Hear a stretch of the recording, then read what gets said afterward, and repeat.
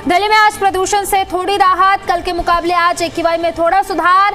अभी भी बहुत खराब श्रेणी में हवा की गुणवत्ता। नेहरू नगर में AQI 344, तो वही आनंद विहार में 337, जहांगीरपुरी में AQI 332, RK पुरम में 326 AQI दर्ज किया गया। बड़ी अपडेट, बड़ी जानकारी हम आपको बता रहे हैं। आपको बता दें कि दिल्ली में प्रदूषण से थोड़ी राहत है, कल के मुकाबले आज AQI में थोड़ा सुधार, लेकिन अभी भी खराब श्रेणी में हवा की गुणवत्ता है, जिसकी वजह से लोगों को स्वास्थ्य संबंधी परेशानियां हो रही है। गले में खराश, आंखों में जलन, सांस लेने में तकलीफ हो रही है, और सबसे ज्यादा जो उसमें परेशानी हो रही है बच्चों और बुजुर्गों को हो रही है। हालांकि कल के मुकाबले आज AQI का स्तर बेहतर है, लेकिन फिर भी प्रदूषण से राहत नहीं है। नेहरू नगर में AQI 344 है, आनंद विहार में 337 है, जहांगीरपुरी की बात करें तो 332 है, RK पुरम में 326 AQI दर्ज किया गया है। विवेक विहार की बात करें तो 322 है, सिरे फोर्ट की बात करें तो 319 है। ओखला फेज 2 की अगर बात करें तो यहाँ पर 313 है। द्वारका सेक्टर 8 की बात करें तो 311 है। वहीं वजीरपुर में भी AQI 311 दर्ज किया गया है। पटपड़गंज की बात करें तो यहाँ पर 307 है। रोहिणी की बात करें तो 301 है। सोनिया विहार में 298 है। मुंडिका में 297 है। वहीं अशोक विहार की बात करें तो 296 यहाँ पर AQI दर्ज किया गया है। साथ ही साथ पंजाबी बाग में 296 है। नरेला में 281 है। श्री अरविंदो मार्ग में 281 है। आईटीओ में 271 है। शादीपुर में 266 AQI दर्ज किया गया है। यानी कि कल के मुकाबले आज थोड़ी राहत है, लेकिन फिर भी प्रदूषण से राहत नहीं है, क्योंकि कई ऐसे इलाके जहां पर AQI 300 के पार है, तो कुछ ऐसे भी इलाके हैं जहां पर AQI 200 के पार है। नजफगढ़ की बात करें तो यहाँ पर 255 है। साथ ही साथ नॉर्थ कैंपस DU की बात करें तो 247 AQI दर्ज किया है। आया नगर की बात करें तो 244 यहाँ पर AQI है। IIT दिल्ली की बात करें तो 237 है। वहीं मुरारी क्रॉसिंग की बात करें तो यहाँ पर 234 AQI दर्ज किया गया है। लोधी रोड की बात करें तो 226 है। मंदिर मार्ग की बात करें तो 208 है। IGI एयरपोर्ट टर्मिनल 1 की बात करें तो 208 है। द्वारका की बात करें तो 207 है। और बवाना में 174 AQI दर्ज किया गया है।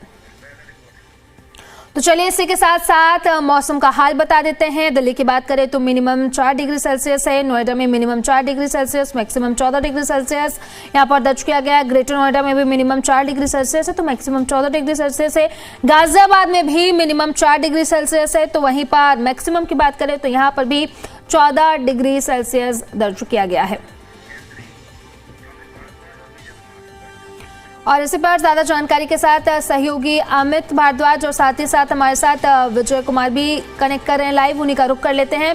विजय, जहां आप मौजूद हैं वहां पर फिलहाल क्या स्थिति है? हालांकि कल के मुकाबले आज प्रदूषण में AQI स्तर में थोड़ी गिरावट है, लेकिन फिर भी प्रदूषण से दिल्ली वासियों को राहत नहीं है।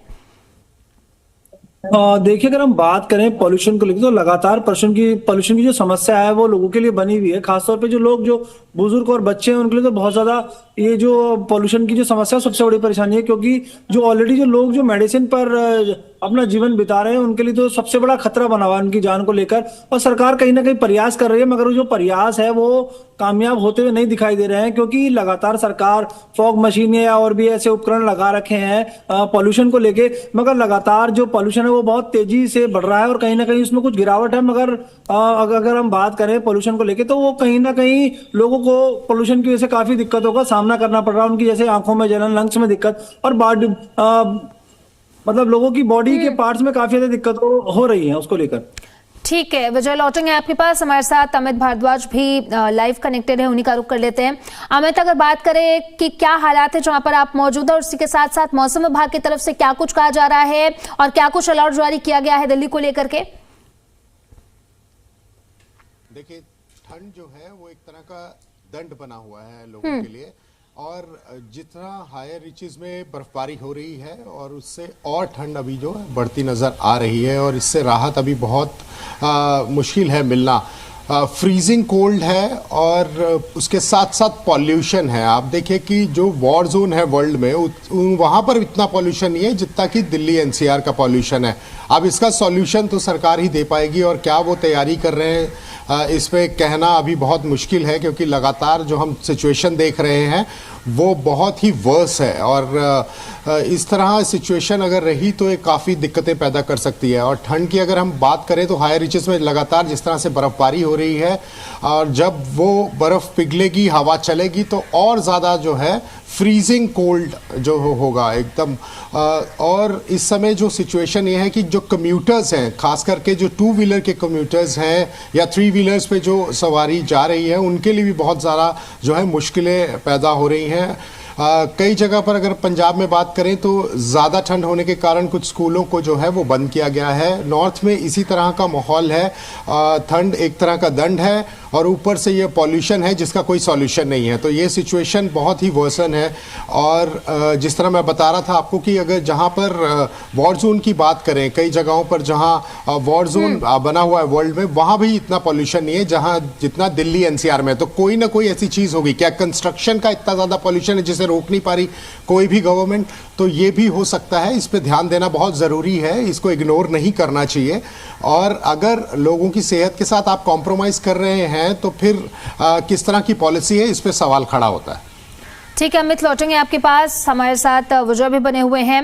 विजय, अगर बात करें प्रशासन की तरफ से क्या कुछ कदम उठाए जा रहे हैं ताकि प्रदूषण को कंट्रोल किया जा सके, क्योंकि पिछले दिनों कल के मुकाबले आज राहत है, लेकिन फिर भी प्रदूषण से आखिर कब राहत मिलेगी दिल्ली वासियों को, क्योंकि हर कोई अब यही पूछ रहा है। देखिए, हम बात करें सरकार और प्रशासन को लेकर, सरकार ने काफी जगह रोड्स पे और फॉग मशीनें लगा रखी हैं, क्योंकि जो धुआं है या फॉग है वो उससे पेड़ों पर या हवा में जो मतलब ना प्रॉपर तरीके से लोगों को दिक्कत ना हो। और अगर हम बात करें प्रशासन को लेकर, प्रशासन ने काफी ज्यादा इंतजाम कर रखे हैं लोगों के लिए, मगर कहीं ना कहीं जो पॉल्यूशन है उसकी वजह से लोगों को दिक्कत हो रही है, क्योंकि जो गाड़ियों का धुआं या और भी किसी प्रकार से जो धुआं निकलता है या बाहर से पराली है, उसकी वजह से मैं आपको बता दूं लगातार हवा में पॉल्यूशन काफी तेजी से बढ़ रहा है। मगर कहीं ना कहीं कुछ टाइम से, कुछ दिनों से राहत है, मगर ये जो समस्या है लोगों के लिए वो काफी बनी पड़ी है। ठीक है विजय, लौटेंगे आपके पास। हमारे साथ अमित भी बने हुए हैं। अमित, जैसा कि आपने बताया कि जो वॉर जोन है वहां से भी ज्यादा प्रदूषण, AQI का स्तर जो है वो दिल्ली में है। ऐसे में सवाल उठता है कि प्रशासन की तरफ से क्या कुछ कदम उठाए जा रहे हैं, और प्रशासन की तरफ से कई ऐसे कदम उठाए भी जा रहे हैं जैसे कि वाटर स्प्रिंकलर का इस्तेमाल हो रहा है, लेकिन फिर भी AQI का स्तर आखिर दिल्ली में कम क्यों नहीं हो रहा है? देखिए, मैं आपको एक चीज़ बता दूं कि कहीं ना कहीं पॉलिसीज़ जो बनाई गई हैं इसको लेके, उसमें कोई ना कहीं कमी है। और मैंने जैसे कि आपको बताया कि कंस्ट्रक्शंस जो हैं वो लगातार चल रही हैं। जब वो इनको रोका गया था, इन पर पाबंदी लगाई गई थी, उस दौरान भी देखा गया तो कई जगह पर जो है वो कंस्ट्रक्शंस के काम चल रहे हैं। वो एक बहुत बड़ी समस्या है। ऊपर से जब फॉग है, फॉग के जो है पॉल्यूटेंट्स जो है वो जम जाते हैं उसमें, तो वो भी एक बड़ी समस्या बन जाती है। आप स्प्रिंकल्स जो लगाएंगे वो किसी एक पर्टिकुलर जगह पे लगाएंगे तो उसमें थोड़ा फर्क पड़ सकता है, लेकिन जब तक कि कुदरती बारिश नहीं होती, जब तक कि ये बरसात इस पूरे यहाँ पर नहीं आएगी, तब तक सूखी ठंड पड़ती रहेगी, जो कि एक बड़ी समस्या है। ड्राई कोल्ड जो है वो तो वैसे ही काफ़ी खतरनाक हो जाता है। जब तक कुदरती बारिश नहीं होगी तब तक ये पॉल्यूशन लेवल भी डाउन नहीं होगा, और जो है लोगों को राहत बिल्कुल भी नहीं मिलेगी। ठंड ये जितनी भी जगहें हम देख रहे हैं जहाँ से रिपोर्ट्स हमें आ रही हैं, वहीं एक ही तरह की दिक्कत है कि बहुत ज़्यादा ठंड है और कम्यूटर्स के लिए बहुत ज़्यादा प्रॉब्लम है। लोग घरों से निकल रहे हैं, कोई बहुत ही ज़रूरी काम है तो निकल रहे हैं। और अगर हम बात करें जो मेडिकल सर्विसेज है, वहाँ पर भी लोगों का तांता लगा हुआ है। कॉफ, कोल्ड और उसके बाद पॉल्यूशन, जो सांस लेने में तकलीफ़ हो रही है। आप अगर बाहर निकलते हैं और मास्क के बगैर निकलते हैं तो बहुत ज़्यादा पोल्यूशन एक बड़ी समस्या बना हुआ है। अगर दिल्ली एनसीआर की बात करें तो ये कंस्ट्रक्शन साइट्स को भी देखना पड़ेगा कि प्रशासन उधर भी देखे कि किस तरह से जो है वो उनके काम चल रहे हैं, किस तरह से वो उन्होंने शील्ड्स लगाई हैं कि नहीं लगाई हैं। वो जो पूरी डस्ट है वो कहीं जो है वो ज्यादा तो नहीं फैल रही, क्योंकि हवा लगातार चल रही है और हम रात से यहाँ पर ड्यूटी पे है, हम देख रहे हैं किस तरह से कोल्ड वेव्स चल रही हैं, और कोल्ड वेव्स चल रही हैं तो और एक बड़ी समस्या है। तो इस समय जो लोग हैं, जो बुजुर्ग लोग हैं या बच्चे हैं, उनके लिए तो एक बहुत बड़ी समस्या बनी हुई है, और एस्थमेटिक लोगों के लिए तो बहुत ज़्यादा बड़ी प्रॉब्लम है ये। तो उनका घर से निकलना ही बड़ा मुश्किल हो गया है, दुश्वार है उनके लिए ये समा जो चल रहा है। तो इस समय पॉलिसीज पे भी काम करना पड़ेगा, क्योंकि लगातार इतने सालों से, 3 दशक से मैं पत्रकारिता कर रहा हूँ, उस समय से मैं सुनता आ रहा हूँ कि प्रदूषण और इस पे बात हो रही है, काम चल रहा है, लेकिन अभी तक कोई सॉल्यूशन नहीं है।